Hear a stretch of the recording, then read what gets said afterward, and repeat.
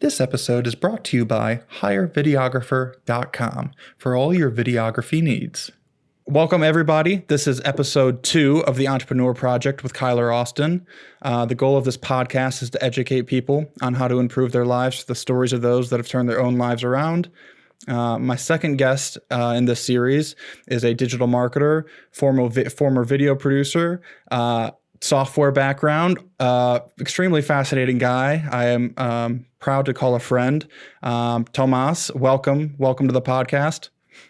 Thank you, Tyler. Nice to be here. I'm glad to be supporting this initiative that I think a lot of people can really learn a lot from what you're doing. So I'm glad to be supported. Thank you. So for those that don't know who you are, what you do, kind of give us a little bit of a background. I find you a fascinating person. You showed me, I thought there was only so much to video production. And when I first met you, you were also, like coding and building out like apps within video production and editing apps and all of these fascinating things. And you made my job look like a cakewalk. So I would just love to hear kind of your background, as short or as long as you would like it to be. Maybe dip into like the video side of things, but also how you're navigating into digital marketing and why it sounds like you've pivoted to that direction maybe a bit. So I would be interested to hear your reasoning behind that as somebody who is also in a similar space. Absolutely, yes. So yeah, my journey most definitely started in video. Both my parents were in the film industry, so I just grew up on it, right? I grew up on set, quite literally, and so I always had a fascination for telling stories, right? And video was my tool of choice, right? When it comes to to tell those stories, and so I got into film and video, like the classic that you will expect, film school and all that.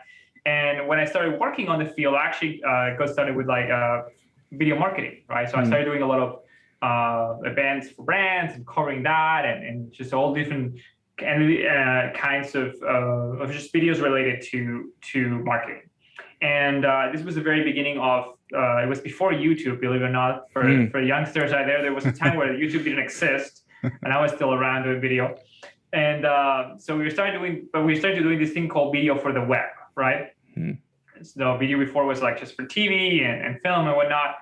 And so we started doing video for the web, and brands were exploring what that meant and how to leverage like video on their websites and this and that. So we did a lot of really cool things for like great brands like Red Bull or Rexona or whatever, and it was a great learning experience for me, trying to really understand how to use video, but at a very practical way to have a relationship with your audience, right? It wasn't just about making a short film and putting it out there or making the news. It was really about what we know now today is social media. It's video is king everywhere, really.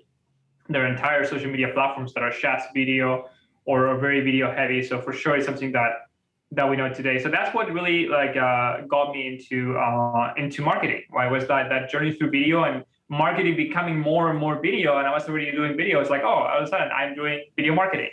So that was my first step. And when it came to video marketing, I was always very curious to understand like what are the different pieces of content of your message, right? That could come in video form, but it could also come in other forms, right? That really make a difference to your business, right? That really help your message reach your audience, so they can hear about you, they can understand that you are the right solution for them, they can go past their limiting beliefs when it comes to deciding who to hire, and really, make a difference in your business by, attracting them to you. So that was something that always interests me.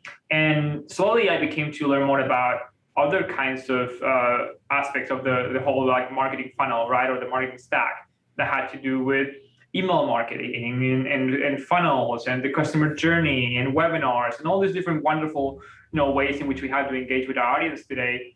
And I really fell in love with the results, right? For me, it wasn't really about, I like many video producers, it was never about making pretty images. It was about telling stories that impacted people who hear them, right? And there's many ways to impact people and help them like have that life transformation. And a video is just one way. is one that is very dear to my heart, and that I'm always been very proficient at. But there's just so many other ways, right? So that's what made me transition into just like a full-on marketer. And okay, well, thank you for that background. And as long as we've known each other, I don't really know that much about you, so I find that interesting to kind of hear some of your backstory. So you're now getting into more of a, there's like a saying, go niche or go niche or go broke. But it sounds like you almost did the reverse, where you started off in hyper local industry. Or hyper specific rather, and that was video marketing. But now you've kind of opened yourself up to do more of an all-inclusive kind of offering, where you're maybe digital. Is video marketing still part of what you do, or are you more focused on like the advertising side, creating like different types of advertisements and then running those as marketing pieces across different platforms? And why, I'm curious, why did you transfer into it? Was it recently, in the past year or two? Was it, did the economy in any way have like an effect on that? And also, why is it important that people possibly look at pivoting at times of uncertainty, maybe when their businesses aren't exactly doing, what they should be? Right. So for me, it was about it was 2019, so it was like before COVID. I wouldn't say that my transition was related. I think it was more to do with realizing that what I really care is about helping people's business grow. And video was just like the tool that I had at the time, because it was my background. So I was like, video can help you with that. But what I really care is about serving, them and their, reach their audience. And video was just one tool.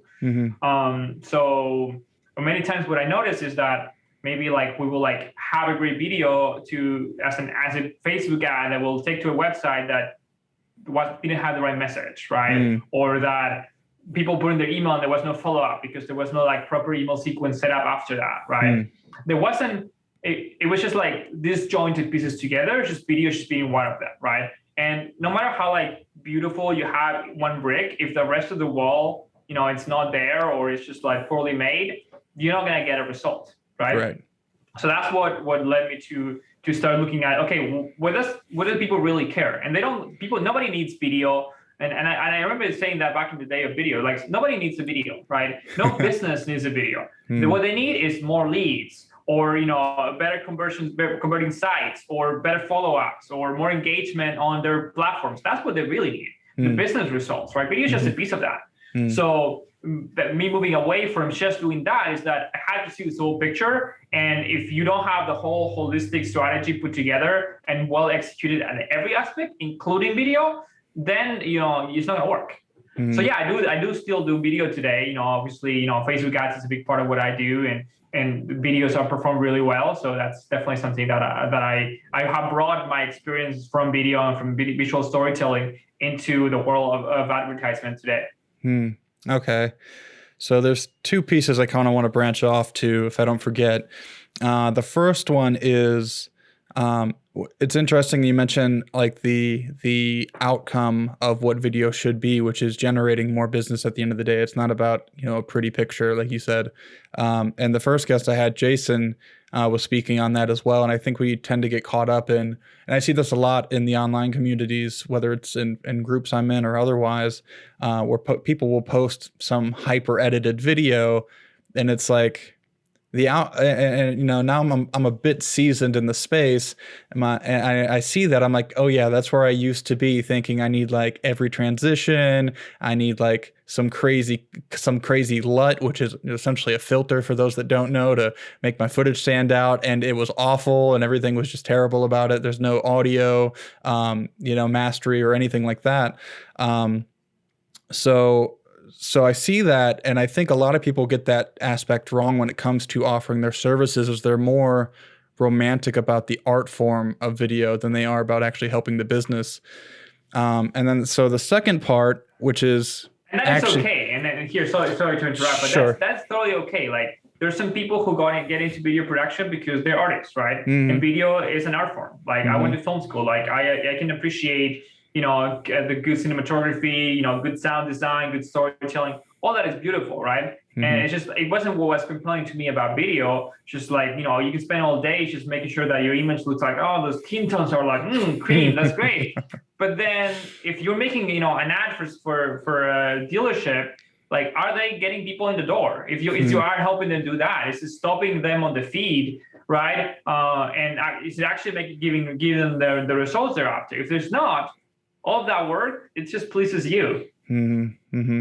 So that kind of goes into my second point, which is, you know, part of this podcast is definitely from a selfish perspective. I want to garner all of the advice, the good advice that I can get from people that have figured out the game of business. And so that kind of ties back into what I'm currently doing. Is kind of going through a little bit of a rebrand when it comes to, which it's easier said than done, that's for sure. I was offering, you know, I was doing very well doing video on the West Coast. And then once everything got shut down, I moved out to Dallas, you know, after we had spoke, which is very interesting. You know, we're both even in the same city right now, recording this separately, which it's just, you know, it ends up being easier, I think, for everybody. But it gave me a lot of time to think about, like, what is my actual business? And, you know, from the very first episode I did, and talking about the lead generation aspect, what I'm doing right now is I'm kind of redeveloping my website. The first website I built for this was not my very first website ever, but regarding video. And you and I had spoken about this at length. We went out to have barbecue here in Dallas, and you kind of told me that you try to accomplish or try to pursue this challenge. And, you know, I fell into the quicksand that you had warned me about. And I built out a system that was way more complicated even than for me to even use. So I was like, there's no way a client can go through this. So I'm actually, as we speak, having somebody go and create a much simpler version of what I had in mind, something a lot more local. Even if they're clients from out of state or otherwise, they'll be able to navigate it a lot easier. Maybe, you know, seeing the pricing up front, being able to contact me real easily, not having like these geolocation filters and all these search keywords to look for and everything else, which I've done, you know, just a ton of homework on trying to figure that part out. But so this is the part I want to pick your brain on. And I've been communicating with a lot of various people in terms of how they're successfully generating business for their clients through a digital strategy. So my niche, I guess, is somewhat based in real estate, not specifically, but that's where a lot of my work comes from. And I've been in the industry for so long in that regard that it's a comfortable space for me. And I feel comfortable, you know, whereas say weddings, I wouldn't want to go out and film a wedding because I'm just not that comfortable in that space. I know it's like a once in a lifetime thing for most people and everything's got to be perfect. And, you know, if your battery dies or the footage is corrupted, there's just too much risk involved with something like that for me personally. Whereas real estate, it's like, oh, if you messed up the video or if the conditions outside weren't right, you can always go back and reshoot. You know, the house isn't running off somewhere next week or whatever, you know. So when it comes to client I don't know if this may be a two-part question, client acquisition, but also serving those clients. In the first episode, the guest had talked about how you need to fall in love with your customer's journey. You need to fall in love with like customer service in general. You really need to provide as much as possible when it comes to value. And when it comes to business value, it's generating more business for those clients. So, and I have more interviews planned for next week. So it'll be interesting to see the possibly contrasting advice from various people. But what is like a general rule of thumb for you when it comes to client acquisition? Do you focus on one industry specific?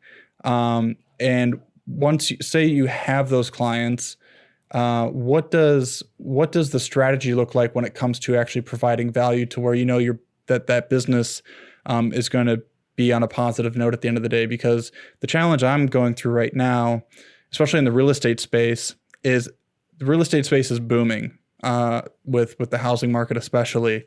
There's more demand than there is supply, you know, in most U.S. major cities.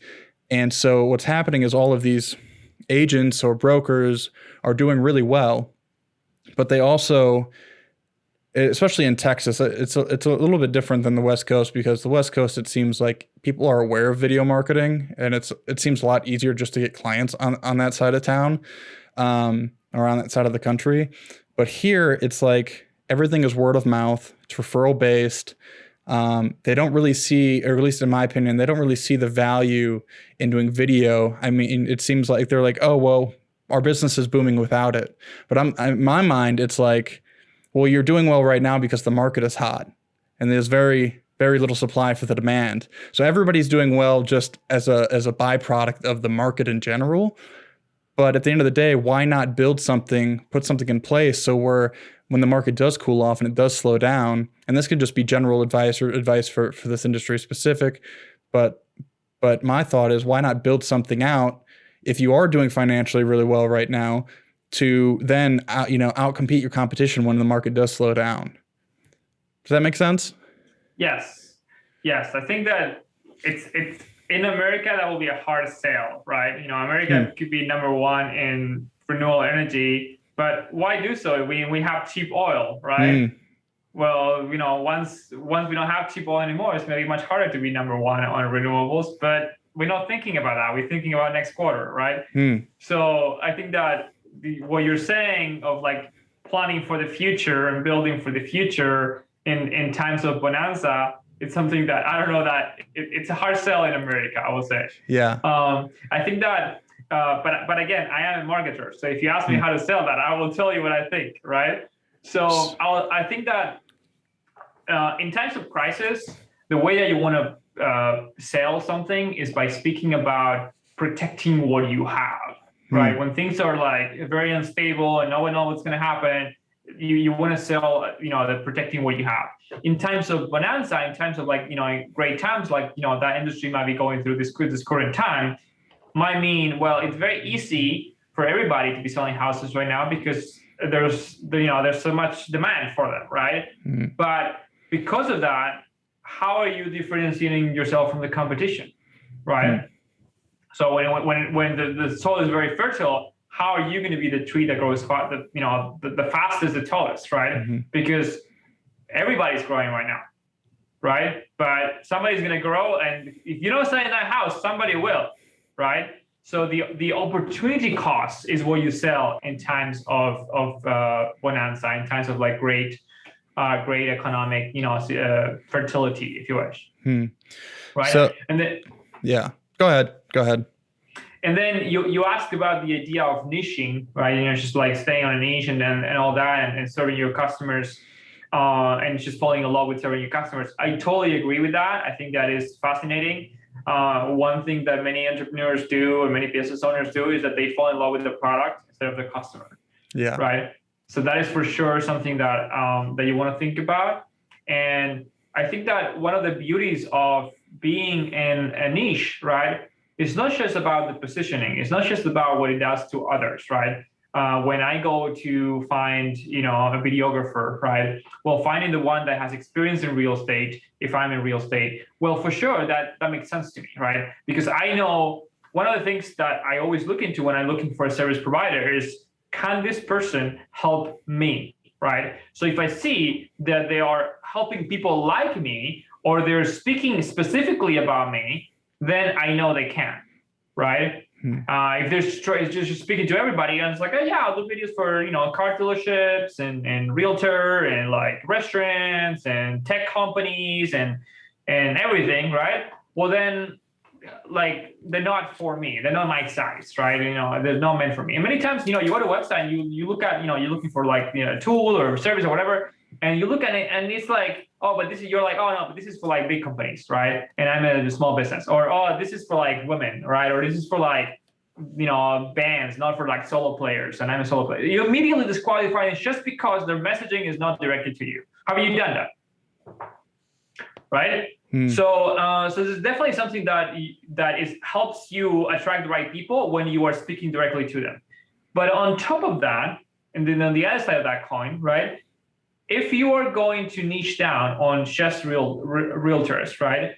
Because you are falling in love not with your product, because your product you can give it to anybody. If you fall in love with making beautiful videos and lighting up a face in a beautiful way, you can do that for a restaurant or a realtor, right? Sure. But if you're falling in love with your customer, which is, a realtor that is trying to, get more leads or sell more houses, and you fall in love with them, then all you care about is how can you help them grow their business, right? Or protect the business they have. And if that's what you do, specifically for the realtor, your ability to come out with strategies that will help them specifically and only, because those videos will work for realtors in a way that they wouldn't work for a financial firm or a law firm or whatever, right? Sure. But because you're focusing on them, then you can really help them much harder, right? And any customer like them in the realtor space. Okay, so this is a good transition to my next question. And I'm sorry, a lot of these are kind of two-part questions. I'm a very spatial thinker. Right. I'm just trying to make sure I grab both parts that I can answer them. I'm a very spatial thinker. I've got questions coming from everywhere. So my next question relates to, I know this guy, I don't know him personally, but I observe him online, and he's went and built and sold a video production business that focused on very short courses that they would go and sell to these corporations. Say it's they build a 6-part course on the trucking industry, and he's based in Europe, I think London specifically, and he'll go build a 6-part course on why you shouldn't like text and drive as a trucker in the industry because of all of these costs associated. It'd be like a 6-part series. He'd go and sell that course to all these trucking companies. It's going to cost X amount, and then at the end of the day, it's saving you guys hundreds of thousands, if not millions of dollars in lawsuits because of some accidents that would happen while they're on their phones, et cetera, et cetera. So he's went and built and sold this at this point. Now, what he is doing, something very similar to what I'm doing, and which is doing a podcast, interviewing experts in their respective fields, but then offering video production as a service outside of that. It seems like whoever's interested from a business standpoint. So when we talk about falling in love with the product versus the customer, and the first episode as well with Jason, he scales businesses for a living. So he talks about working backwards, essentially engineering everything backwards. Like, what is your end goal? Do you plan on selling this in 2 to 3 years? Then you need to work from that point. And I realized when I first started this, it was more so like, let me just get into this and just launch it, and then I'll figure it out as I go. But within that very first episode, I realized, or at least right afterwards and listening to it and editing it, I realized I should start really focusing on what the end goal of this is. And I actually have a meeting with him on this coming Saturday to kind of discuss that. But my question is, for somebody like the European guy who's went and built and sold a video production business that teaches courses, it's like a training business, I guess you would say, and now is doing podcasting, using that as maybe a top of funnel, like lead magnet in a way, or just providing value to audiences. But then having the business side of it saying, hey, we'll offer video production for your marketing needs. Where is like the fine line between all of that when it comes to like building something to sell, and also like the positioning thing I find very fascinating. It seems like the ones that are doing really well and are really successful have their positioning as a business or otherwise honed in to a T. And for somebody like me that's maybe younger, doesn't necessarily understand, and I've been studying this for years, like, oh, I need a position as this luxury guy, or I need a position as a higher end, video producer, and so on and so forth. But then your skills come into play, right? You can't charge $10,000 for a video if your work is only worth $500. So for something like that, because I'm actively refining my business as we progress here, and so I want, like I said, this is a very selfish podcast in a lot of ways. Like, for me to build, say I'm doing the podcast as a main kind of lead generation tactic, but also just as a value add to people, and along with getting to talk to all these experts. But then on the side, if people are interested, whether it be real estate or otherwise, like, because with real estate, especially right now, it seems hard to sell to them, like I had said. and that's why I'd asked about the niche thing, because I work with other industries as well, but I don't want to be shooting like a shotgun versus a sniper rifle when it comes to my client acquisition. You had mentioned having something honed in for the real estate companies. That video or that marketing is going to do a lot better because you're focused on those end goals and needs.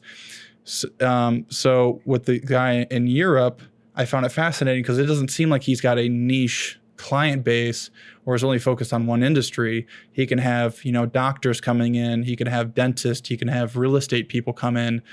And truth be told, from the real estate industry, and I think this is true for most businesses from what I've observed, most of them aren't doing that well. Like if they are staying above the line, if they are profiting month over month, year after year, even still, there's a smaller percentage of them that are in a position to grow. So if to bring you on to generate more business, and they're not even in a position to handle that business, right? It seems like I'm almost, I don't know if sabotaging myself is the right word, but in terms of like just focusing on real estate versus letting the clients that are in various industries come to me saying, hey, we have like a one-stop shop, we handle, all your video production marketing needs, but we're not just going to cater to, say, real estate moving forward. Do you have any feedback or experience when it comes to that, and or with your own client base? Does that make sense? It's kind of a choppy question, but observing this guy in Europe, it seems like he's got the podcast going on, and then people, and he's also within, like, he's doing the podcast offering, and then the same post at the very bottom, he's like, also we offer, video marketing services, and he's got his pitch right there, right at the end, like attached to the podcast that they're releasing. So I found that very fascinating, and I thought, and I'm very open-minded when it comes to business. I'm constantly navigating and trying to improve. So like, what would be your advice for somebody like me who is trying to navigate those waters?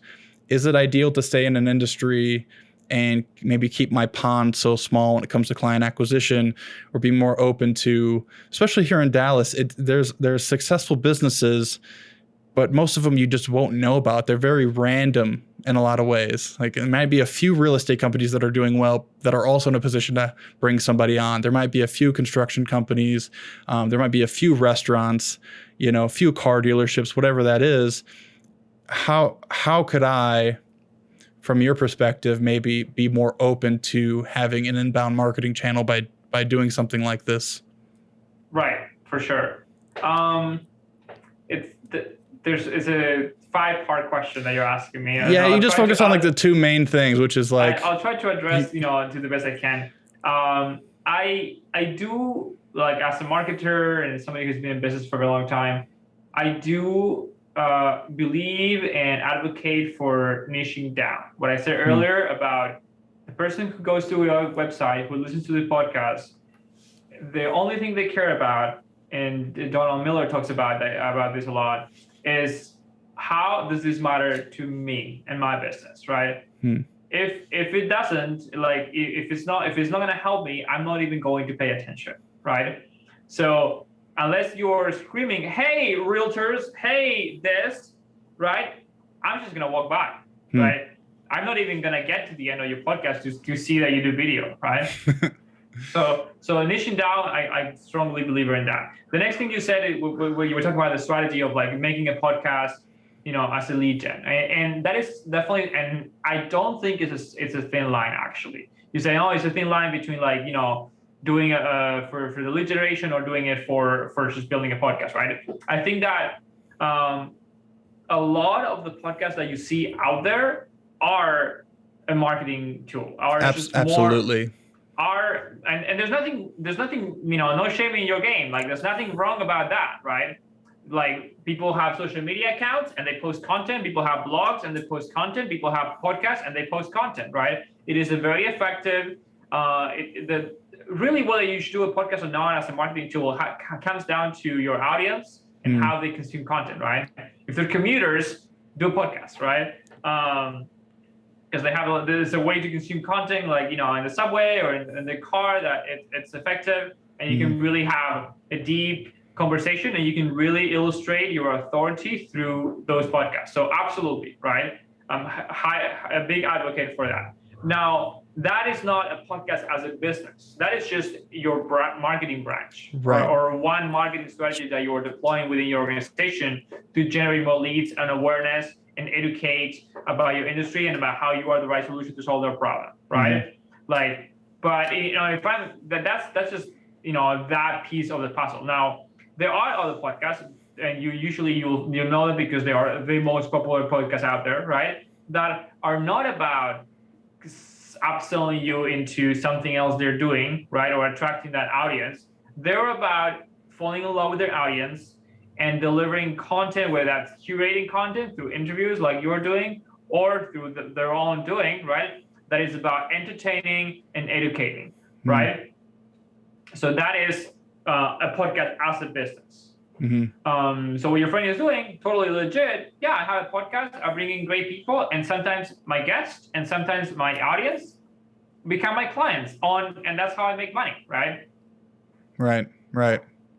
So totally something that that can work. And if this is and in your case, you're saying, hey, I'm not doing this to get clients. I'm not doing this to build a podcast with a massive audience and have sponsorships and whatever. I'm doing it because I want to, right now, and this might evolve into something else, but right now, I just want to get on the phone with really interesting people, ask them questions, and pick their brains. And that is a totally legit reason to, and you have the generosity to share those conversations with, your audience, whoever that is. And I do want to be clear, like what you said as the first part, it definitely is probably the end goal eventually, but I in my understanding, it is, if you try to focus on that too much up front, if you're not actually focused on building the audience and actually getting the interviews and being persistent and having that consistency for years, you're never going to get, say those sponsorships. You're never going to get all of that other stuff that kind of comes with it. You have to have that, and you have to have that influence. That's why they're influencers.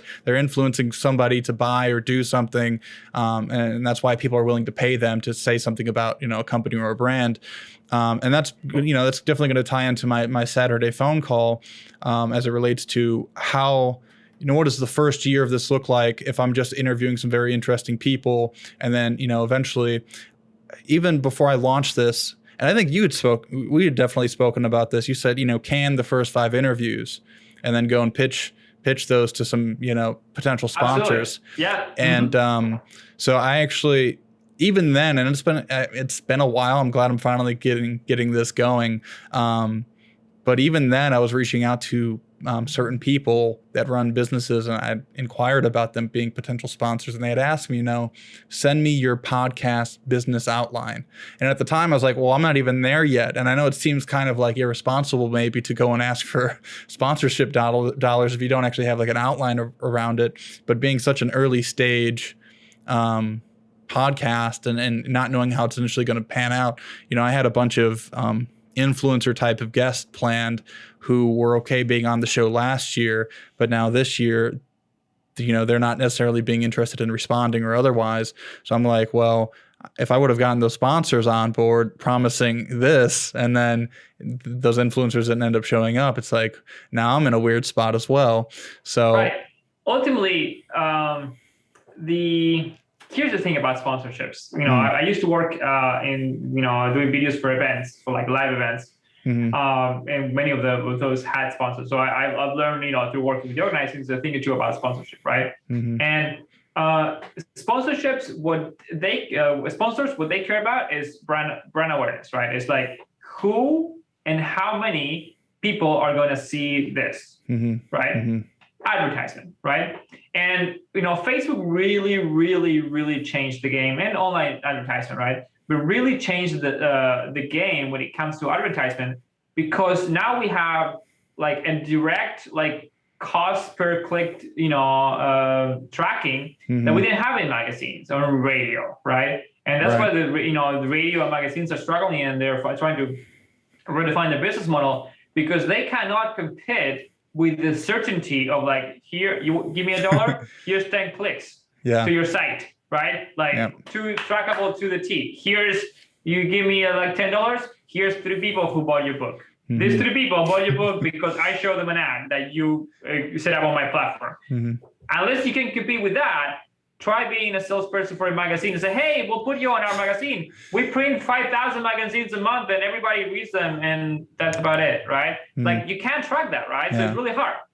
So when it comes to a podcast or sponsorships on a podcast or an event, anything for that matter, what we are selling, it's always the same thing. Doesn't matter if you're doing it on Facebook ads or you're doing it on a podcast or on a blog, it doesn't matter, in a live event. What you're selling is eyeballs, right? How many eyeballs are you gonna put in front of my message, right? And then I'll divide, those many eyeballs by the money you're asking, and that's how much money is costing me to show this to those people, right? Now, of course, not all eyeballs are created equal, right? If I'm gonna advertise in the Super Bowl, I am going for the masses, right? That's why you don't see an accounting firm for car dealerships on the Super Bowl as an ad, because they don't want to pay the dollars for the masses. They only want to show it to car dealers who need accounting, right? So the reason why people are asking you for like, what is your business outline for this podcast is because they're trying to understand who is going to be in, whose eyeballs are you going to put this in front of, right? Sure. So unless you are very clear in who your audience is, and your whole goal is to create content that person will find irresistible. Like you want that person, that's again why niching down, right? Because you want that person to scroll through the titles of your podcast and be like, oh, I want to watch this one and this one and this one and this one, because they're all relevant to whom? To me, right? So if they're just generic, right? Well, you're just another generic thing. I'll rather put my money on the Super Bowl. Right? Okay, so that definitely. So traditional versus digital. And I think Dallas is a great example of this. And before I moved to the West Coast, I was living in Arizona, where I first got started in real estate and real estate marketing specifically. I went and met with a print shop owner, a traditional marketing agency that did magazines, newspaper, business cards, all of those things. And we had discussed possibly bringing on a digital side. And I told them at the time, being so young and naive, I was like, digital is going to put you out of business within the next 5 years. That was my mindset on it. I was so committed to digital then. This was 2016, maybe not that long ago, 5-6 years ago.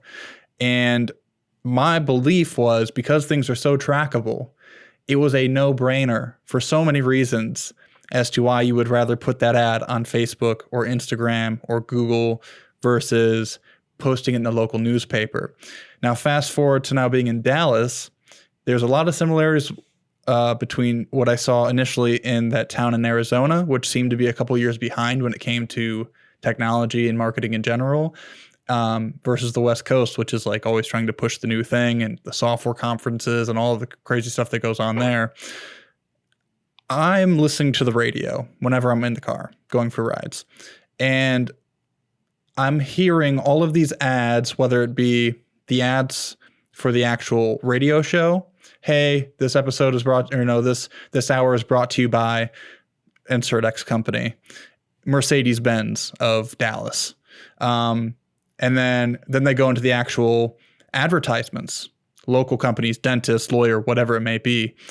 My question is, I'm observing this from a marketing standpoint, a psychology standpoint.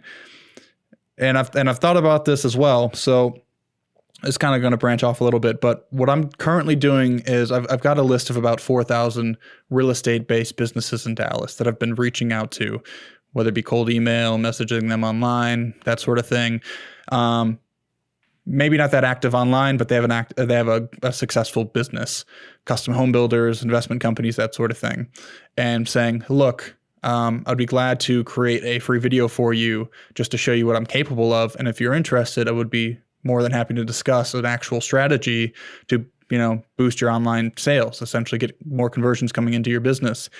And almost all of them are just like, nah, we're just not interested. Either they don't see the value in it, or they'll go and take that same advertising money and then go and say, put it on the radio. So my question is like, and I again, observing this, why is it that, say Mercedes-Benz of Dallas is advertising on the radio.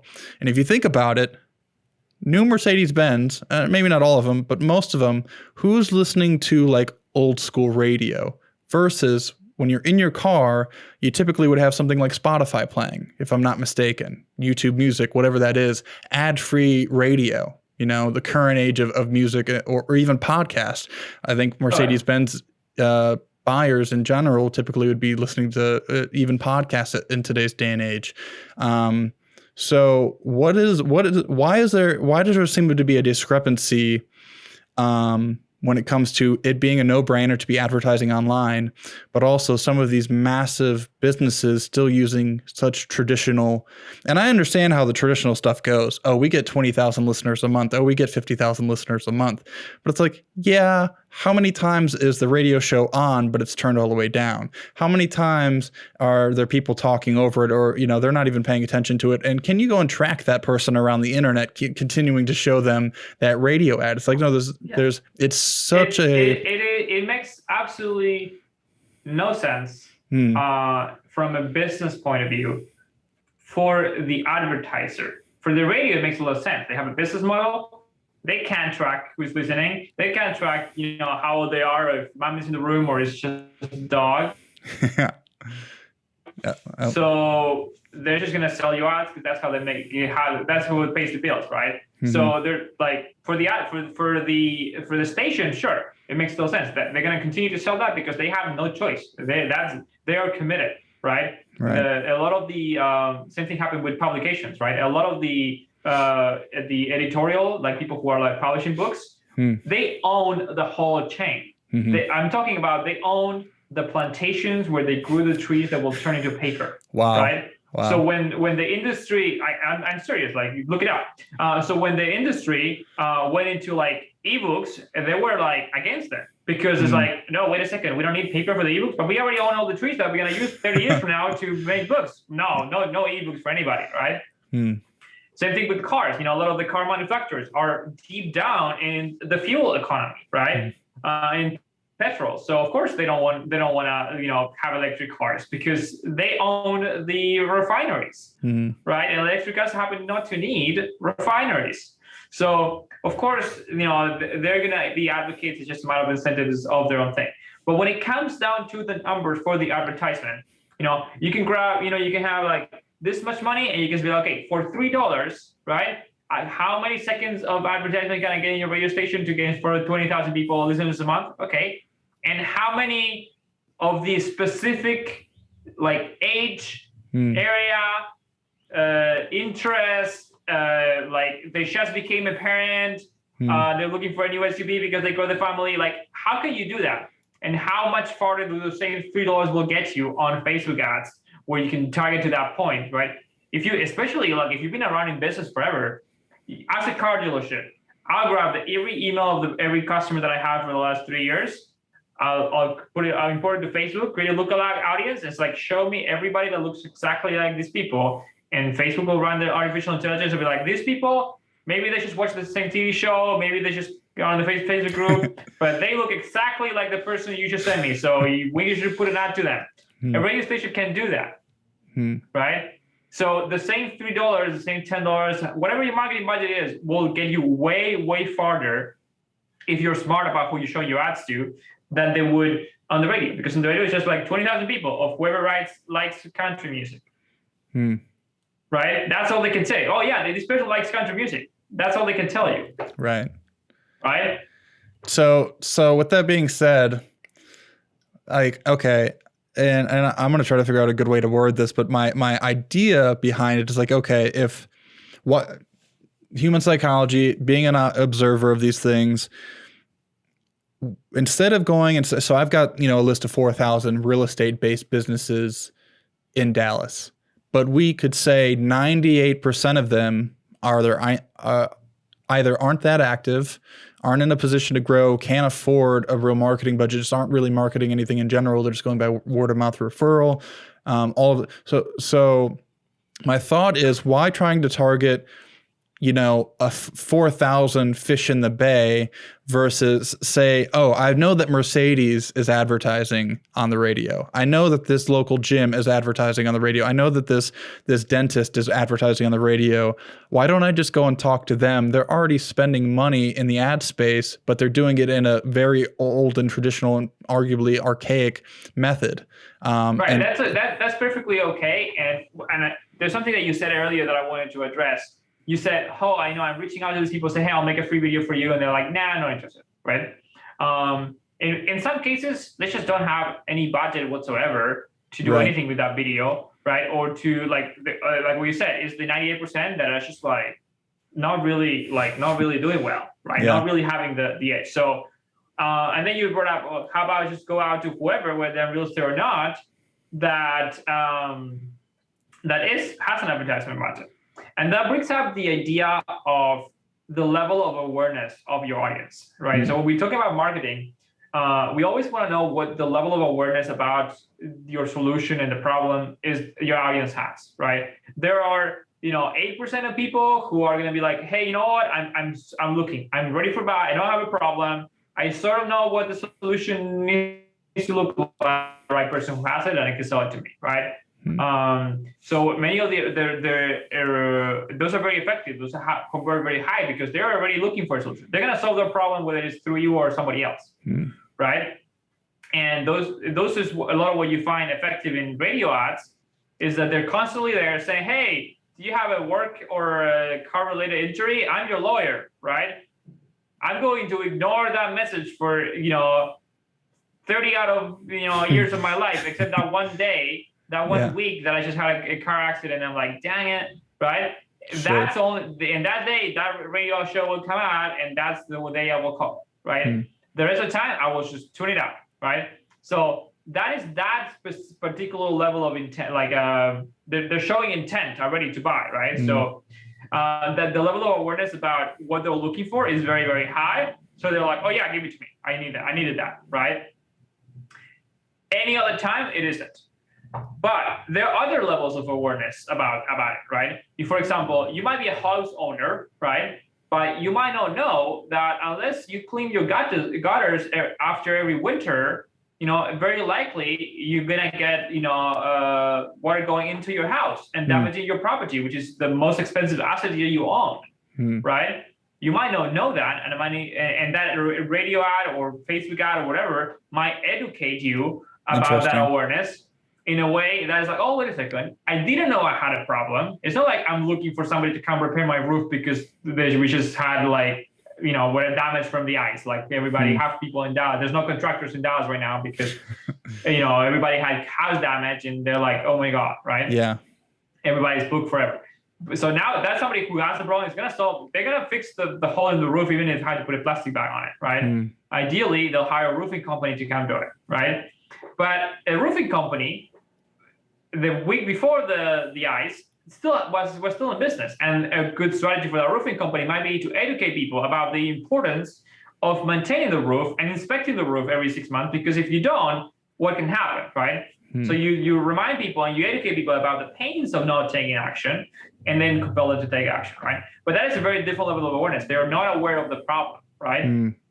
So there are like 5 or 6 different levels of awareness that an audience can have about what you do, and depending on who you are talking to, you want to talk in a different way about a different aspect of it, right? Somebody who is ready to buy, it just wants to know how much and will you solve the problem, right? Does that make sense? Yeah, no, it definitely does. So what you're saying, for example, about these people who are already advertisements, just to close that loop about your question, is you're saying like, well, these people are already spending money on advertisement. So they already know the value of like marketing, and they're putting their dollars where their mouth is, and they're actually showing intent, which is a thing we talk about in marketing too. And then, well, if they're showing intent, then it's about like, how can I make your dollars go farther, right? But the messaging about those people might be different from the one that you say, hey, I'll make a video for free. Well, nobody's responding because either they don't have any budget, so they're not spending in marketing whatsoever. They haven't been educated about that idea, right? But the ones who are spending, like you can come in with a different message saying like, hey, I will double the leads that you're getting through the same budget that you're putting onto radio ads. Like, give me half the budget and I'll give you the same amount of leads, and you'll see how you're wasting your money on the radio and you should be doing what I'm doing. So that definitely leads to my next question, with the doubling the leads, and kind of where like the business plan or maybe the positioning or just the offering in general come into play. The reason I had asked about the advertising, especially online, was one, that was probably one of the first things I noticed when I first got into real estate marketing. Somebody had asked me, and I was doing really well right off the bat, working for various brokerages. And somebody had asked me, how do you find clients in real estate? I was like, well, look at where they're already advertising, and I was at a local gym when this guy he was like a receptionist at a gym. He goes, how are you, 21 doing, making so much money? And I told him, I was like, I just went to where the attention was and told them like I could do a better job for them than what they're already doing. So, and the example I gave then was like, hey, look at that. Look at, the TVs are in a lot of gyms. They have all the TV screens playing shows and everything else. Well, there'll be local ads for, say, local real estate agents also playing on those TV channels at the gym. And I'm like, that's your customer. They're spending money wherever to whoever right now to advertise that video here at the gym. Why don't you, figure out Facebook ads, reach out to them, say, hey, I don't know, whatever you're spending here. And then fast forward a couple years ago, somebody else, and this is how I found out about kind of not really the email marketing side, but a interesting way to pursue it, which was like, say you're Googling, say Dallas lawyers or Dallas real estate, and then you get the top 10 ads in the feed before you get the organic search results, right? And he said, I just go through all of those people that are running Google ads, reach out to them, use this email software to pull the info from the website, reach out to them saying, I can provide you double your lead amount. And I obviously, them advertising on Google is a great indicator that they're already spending money online marketing, but maybe that they're not doing it with Facebook ads. And so I thought, great, I will do that. And then this is where it gets tricky, because I went and ran ads. And ads for me previously, when I first got started 4 or 5 years ago, were wonderful. I worked with a couple of real estate companies. We were getting leads coming in for ridiculously cheap. I mean, like couple cents on the dollar. I was getting it like under 10 cents a click at times. And my boss at the time was like, what are you doing? I was like, I can't spill the beans. I can't tell you my secrets. Then you just fire me and do it yourself. But just kind of really honing in on those ads at the time.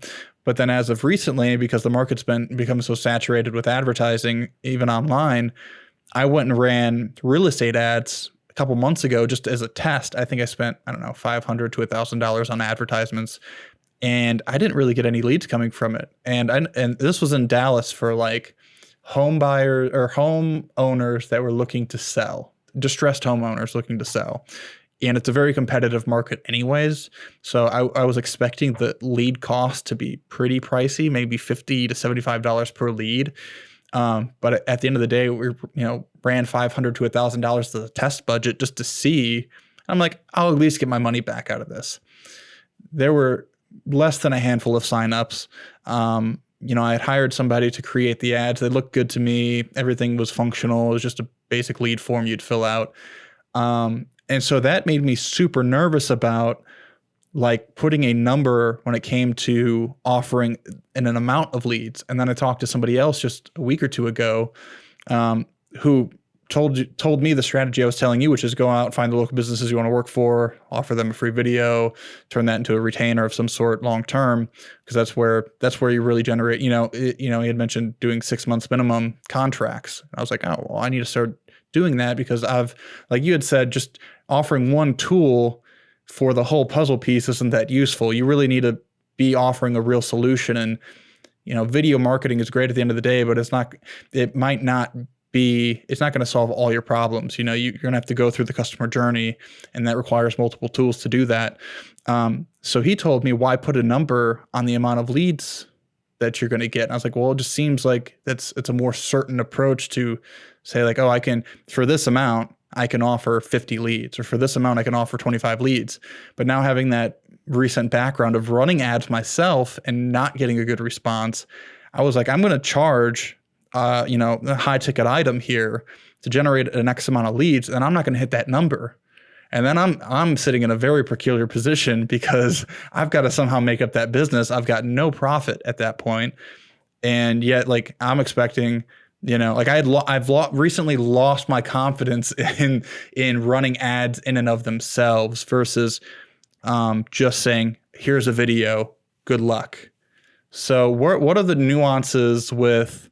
I would say, well, that's a good question. I think that what really matters, like, again, your people, like your clients, they're not looking for videos. They're looking for business, right? Especially if you're in marketing, if you're in lead gen, they don't care about your video. They don't care about if it has like, this on it or that, or fancy text. All they care is about the conversion, right? How much is costing them matters just how much is making it.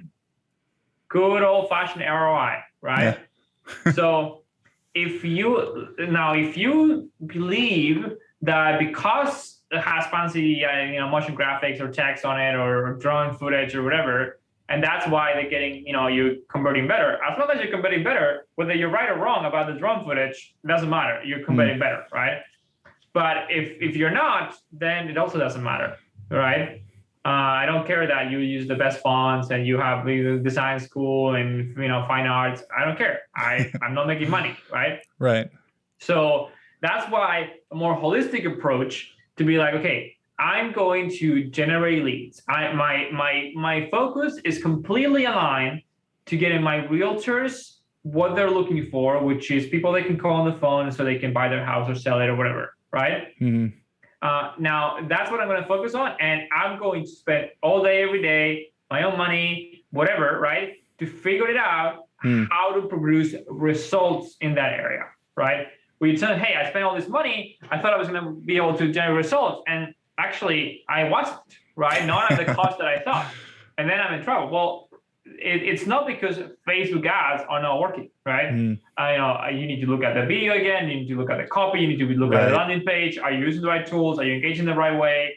Like, there's many ways of making it work, and for different audiences, it works in different ways, right? But ultimately, depending on who you're targeting, what level of awareness they have, and does your message match that, is very, very important. Like, there's many, many things to it, right? But if you can deliver results, if you can get, figure out the right sequence of events, that customer journey, where you can get to like them filling out the lead, and then those leads are good, then you're in business, right? Otherwise, it's just like, oh, I have this thing that I do, and it used to produce results, but it's kind of like a black box. I didn't know why.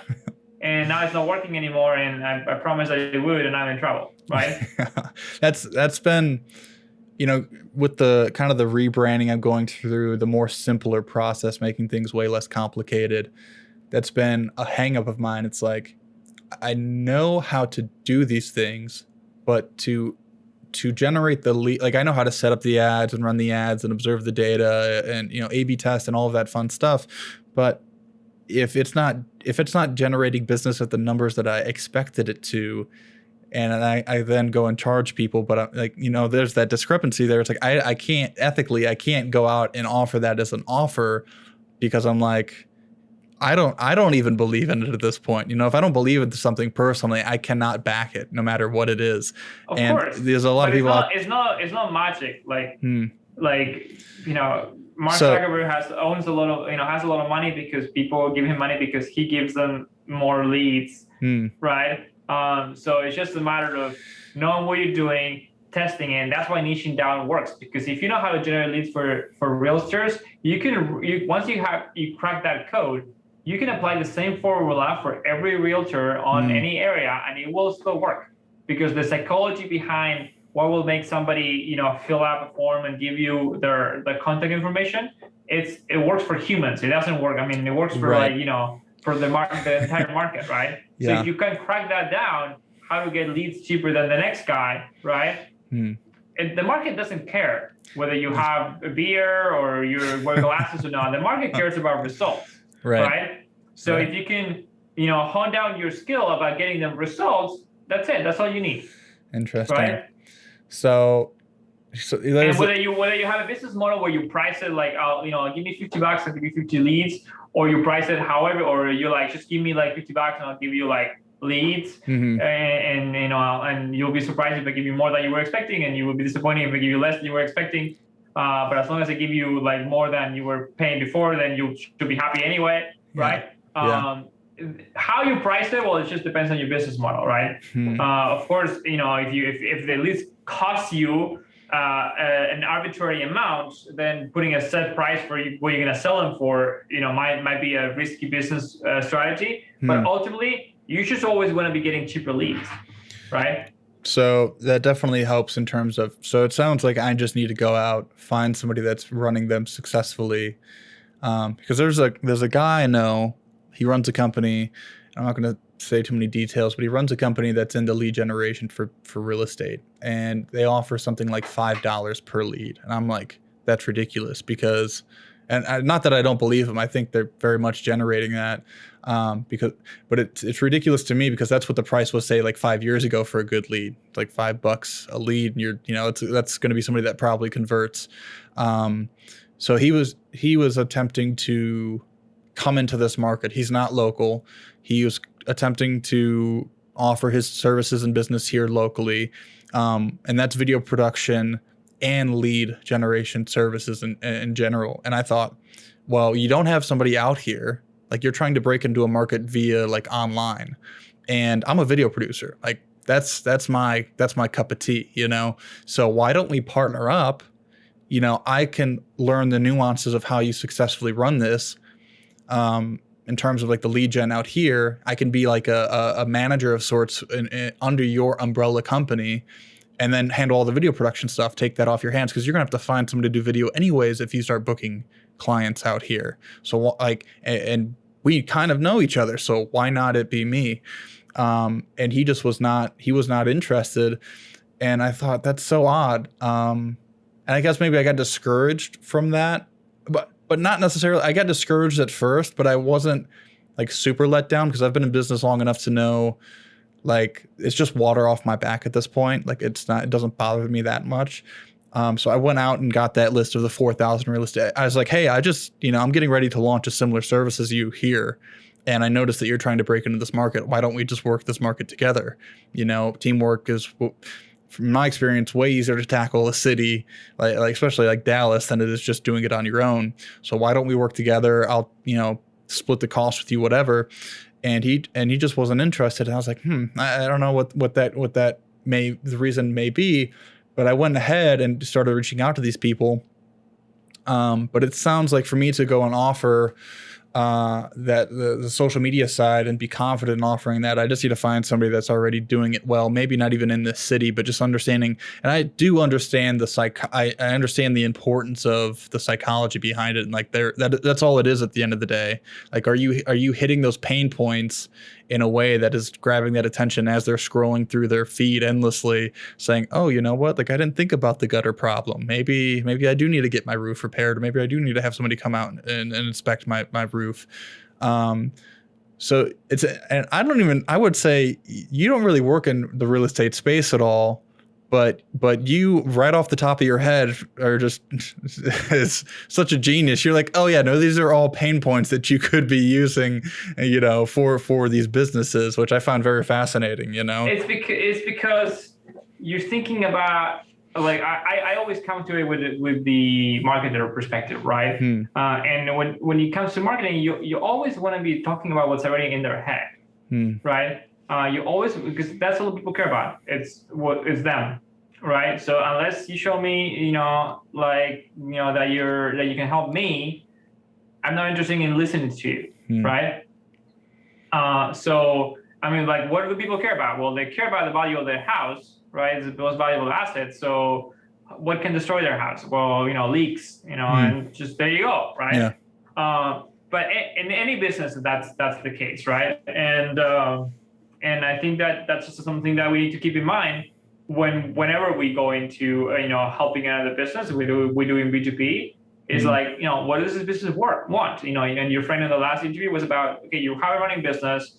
It's not about getting more business, what's causing you not to be profitable. is about you're just leaking everywhere. So let's just like go in and, you know, like do a makeover, patch all the leaks, you know, fix the value chain so you can actually start making money out of this puppy and treating this as a business and not as a whatever you're treating it now, you know, your backyard. Yeah. Okay. So I've got two more questions. We'll wrap it up. Awesome. First one is, with all of that context that you just gave in terms of, you know, the marketing psychology behind everything, what is a general, like, what is your method, without, maybe you don't have to give too many details out, you don't want to, you know, give your value prop away, but like when you go and look for clients or acquire clients in that process, what does that look like for you? And you seem to build relationships with the actual people behind the businesses in key positions, and then those people end up bringing you on to then do work for them. You know, even right now you're working, if my understanding is correct, for a personal brand and running their business. Is that your only client, and or what other businesses are you interested in? What does that customer journey look like? Are you running Facebook ads to acquire the business? Like, what does your structure look like from the marketing? How are you marketing yourself to be a marketer is I guess my question at the end of the day. And again, you don't have to spill too many beans, but I think the more details are obviously appreciated. Absolutely. I think that when I think about, I could talk about my current situation, or I could talk about just my career in general, which I think it's probably more valuable. So I'm just going to focus on that, right? And I think that I've been very fortunate that I've never been in a situation where I was like not having enough work to do, right? I always, kept myself busy and found clients and opportunities and all that. And I tend to, maybe because I'm a little older than you, I tend to think a little bit more about like long term, right? Than it's just like the immediate, or maybe it's just like how my brain is wired. It has nothing to do with age, I don't know. But I always think about relationships, right? To me, like, I have identified that the most valuable asset, most valuable thing, and I say asset to put it in business terms, for the people who only care about business out there, right? I think for me, relationship are obviously more than just assets, right? Our life, our love, and many more esoteric things that might not be the point of this audience. But in essence, relationships are the most valuable, thing in our lives, right? And so are they in business. And I believe in investing in relationships, right? So, you and I, for example, have a relationship that we have both invested in, right? We met, at, some like cooler room in an event. And I invested, half an hour with you, showing you some stuff on your computer that you could do. And then we stay in touch. And then, years down the road, I was doing something else, you were doing something else. And I hire you to come help me on a project that I was like in your city for. Did I need you to be there? No, but I wanted to build a relationship with you. I could have hired many other people, but it's like, oh yeah, let's just, I talk to Kyler, and, I get to spend some time with him, get to bring him some business. Then we made a deal. We both happened to move to the same city across, the United States, and we went out for lunch. Like, and here we are having this conversation today. Like, I believe in relationships, right? I don't know, like, you're not a lead for me, right? I don't know, like, where does this relationship take me, right? And of course, you can, invest in building a relationship with every single person you just come across in your path.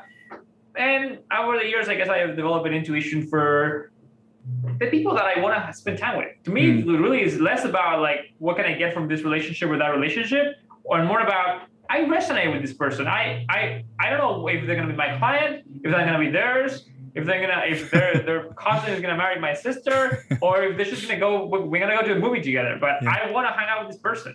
And business is what we make, was the vehicle that we make out in order to be able to have a relationship. Because we're all busy people, right? We don't just call to hang out. I have plenty of great people in the city that I can call to hang out, and I'm just too damn busy, right? Who am I spending most of my time with? with my clients on calls, right? Try to help them grow their business, right? Or with people who I'm their client, my coach or my whatever, right? This is who I spend time with, right? This is the relationships that I develop.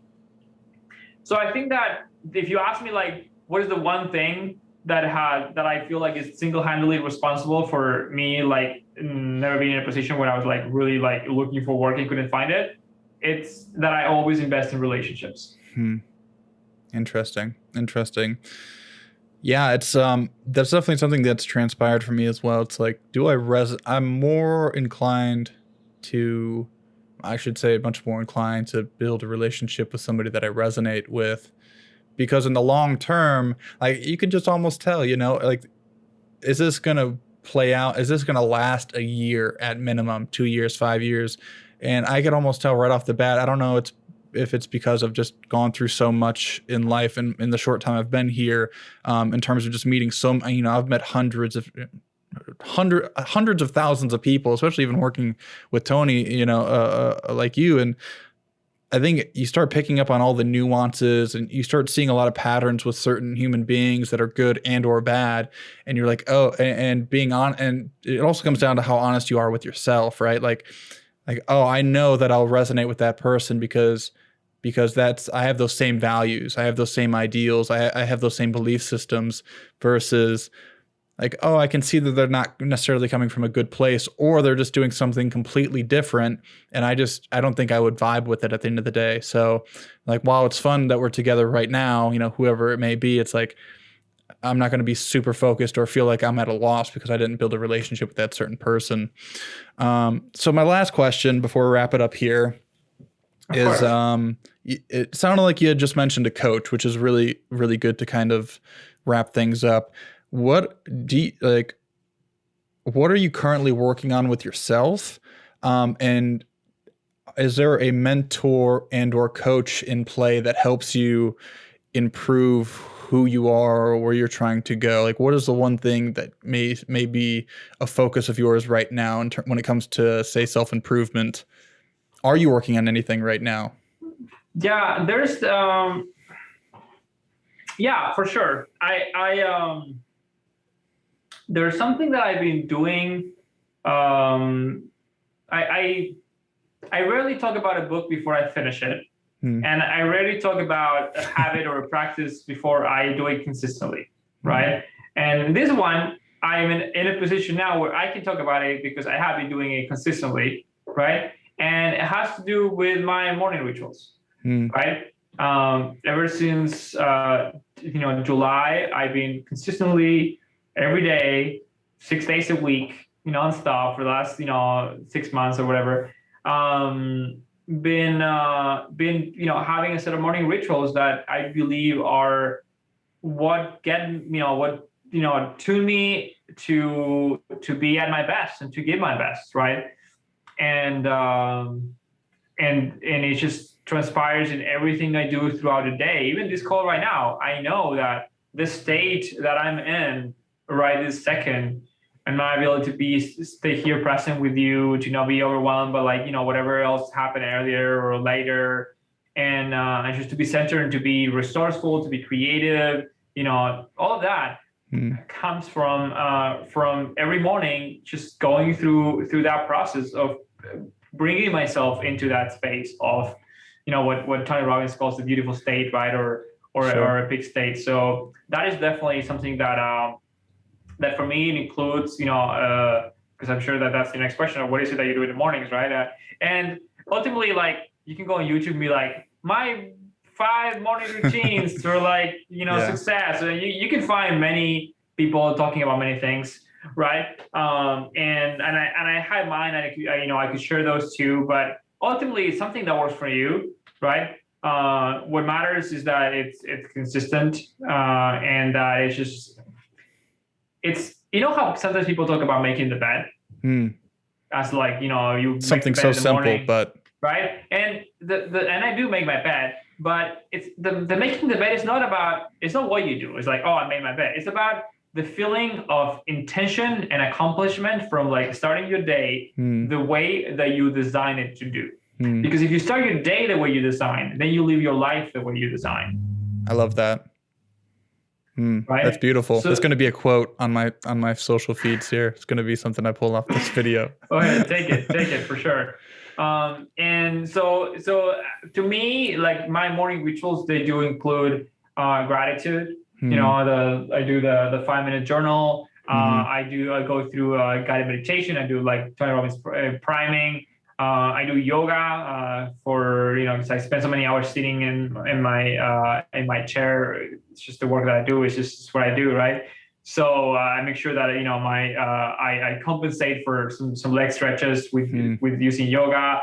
I drink my matcha tea. I just meditate. I have a playlist I listen to. But ultimately, it's about going to that space of resourcefulness and gratitude and beautiful state, right? But whatever it is for you or for whoever is doing it, you can pick things from different people. You can try different things, but that consistency of like, I'm going to start the day with intention, and this is what I want my life to look like. So this is what I'm going to have every day of my life to look like. Interesting. So I think I'll add a little bit of a note to that, and that's being a creative, having a creative background. I'm definitely not the, say, A-type personality, like a lawyer who can just, read case study after case study for years on end to become a lawyer or a doctor. My brain, it would be like the most difficult thing. I would need so much accountability to go through that process. And for the longest time, I fought the idea of like having any sort of structure. I felt that having a structure confined, and I think part of it was growing up and going through school. I would always get punished for like not adhering to the structure, but I could never find a really good reason as to why we had that structure in the first place, or why we were learning certain things, or whatever the case may have been. So then once I got older, I carried that habit into my adult life and thought, that's going to confine me to the point that I'm no longer creative. I don't want to become like one of these dreary people that I see walking around every day that just like do not look very happy. They're 40 years into a job that they don't enjoy, or a marriage that they're not happy with, or whatever the case may be. And that was like my biggest fear, was like that structure would lead me to unhappiness in a very weird way. And then I read a book, I read a book by Jocko Willink called Extreme Ownership. And and his main line in that book is discipline equals freedom. I was gonna say that quote. Yeah, discipline equals freedom. And I listened to that when I was still living in San Diego, and I reread and read that book over and over again. And I thought, and I adore the military in terms of like peak performance, the human psychology aspect of it. I'm very fascinated by it. And so reading that and then observing, and even all the people that do, like you said, the YouTube videos on their morning routines, I was like, this is BS. I'm not, like, oh, you're going on your morning walk, you drink a gallon of water, you do all this stuff. And I'm like, that's just not for me. I'm not a morning person. And so finally, in the last few months, honestly, just even the last few months, not the last 6 months, even maybe the last 3, I've been focusing, and maybe the last 6 months I was kind of working towards it, but really getting into something that makes sense for me. And like you said, something that is good for you as a person. You don't have to go and follow somebody else's morning routine, but maybe you use that as a test to see what you like about that routine. And then that gives you the confidence that you're now owning your day, and then you're owning your week, and then you're owning your month, and then you're a year later, you've just lived a whole life on a whole month or a whole year on your own terms. And then it allows you the flexibility to, like, for me, I wasn't a morning person. I didn't identify as somebody who would wake up early in the mornings. And so I fixed that finally, and I had really bad insomnia and I would stay up all night. And I finally fixed that by saying, like, what if I just went to bed at a ridiculously early time, like 6 p.m. or like 7 p.m. And now I'm waking up at like 1 in the morning, and I'm like really tired by the end of the day, but I'm up so early that I get all of the stuff that I need to get done out of the way. And then my day is like completely open for what I want to do, versus staying up all night, sleeping in all morning, and then it's noon and then my day is gone. And then I feel like now I'm like just treading water. Like I'm not getting anywhere. So it's just been, and it's not easy at all. It's not like, oh, I just thought about this and I just did it. It was like, literally a battle every single day. Like some days I don't want to go for walks. Like I'll get up in the morning and I'll take my dog for like a 30-minute walk that I do not want to do. But I've made like this argument with myself that I need to do like an hour of walking at least with my dog every day. And so that first 30 minutes in the morning, I get my water right when I wake up. I then go take my dog for a walk and I come back and I'm like, I'm pumped, I'm amped, I'm not sleepy or anything. I've been out in nature now first thing in the morning. And now when I go into the tech side of things like you, where you're just like in front of a computer screen for a lot of hours during the day, you don't feel like you're trapped there because you've already had your morning of solitude and your morning of clarity. So I think that's really important. And we'll wrap this up. So Tomás, where can people find you online? Do you have a website, social links? Do you want people to find you online, to reach out or anything like that? Go ahead, leave your info in terms of where people can find you. And I just want to say thank you again for doing this. I really appreciate it. Absolutely. Yeah, I am Tomás DMS in Instagram. I think that's usually the way people find me. And yeah, it was a pleasure doing this for this cause, and for catching up with you for a little bit and talking about the things that we care about and we're passionate about, which obviously we can talk about that forever. So it was really fun. Yeah, awesome. Thank you so much. We definitely need to grab barbecue again soon. I think this was kind of an intermediary between then and I'd been planning. I was like, I'm going to call him to go out for lunch, but let's just do a meeting instead. So make it useful. All right, Tomás, thank you so much. And I will talk to you again soon, buddy. I'll send you the interview once I have it edited here in the next few days, so you can look at it if you'd like. Awesome. Phenomenal. All right. See you later. Bye. Take care. Bye-bye. Bye.